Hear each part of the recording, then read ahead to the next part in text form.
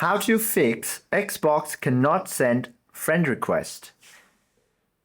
To fix the problem, first of all, navigate to Settings on your console. Then head to Account, then Privacy and Online Safety and Xbox Privacy. From there, choose the Custom option, then select the View Details and customize Friends, Followers and Clubs. Locate the option for You Can Add Friends and toggle it directly to Allow. Once you allow this feature, you can also check the Microsoft Family Safety Groups by simply accessing your family settings and managing the targeted member. You simply have to lift the restrictions, and what you can also do is clear the follower space and gamertag cache.